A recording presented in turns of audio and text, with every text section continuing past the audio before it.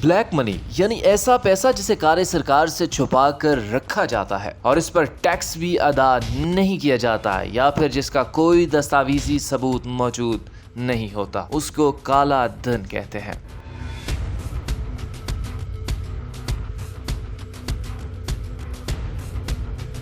माजी में ऐसे कौन से शोबे हैं जो टैक्स छूट या एमनेस्टी स्कीम के तहत मुस्तफीद हुए और कौन से ऐसे शोबे हैं जिन्हें काले धन पर पाबंदी ने मुतासर किया? ब्लैक इकोनॉमी का जो मेजर रीज़न है मेरे ख्याल में जो प्रोसीजर्स हैं इतने लंबे लंबे गवर्नमेंट के, इतनी एजेंसी से आपको हर चीज़ अप्रूव करानी पड़ती है।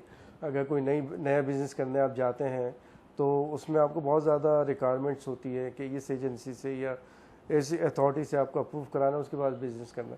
तो बिजनेसमैन इन सब चीज़ों को अवॉइड करने के लिए ब्लैक इकॉनमी की तरफ चला जाता है। ब्लैक इकॉनमी का ये फ़ायदा है कि आप ये जो चैरिटीज़ इतनी ज़्यादा देख रहे हैं पाकिस्तान में, उसका मेजर रीज़न यही है कि जो ब्लैक इकॉनमी में पैसे आपके बनते हैं वो चैरिटीज़ में जाते हैं।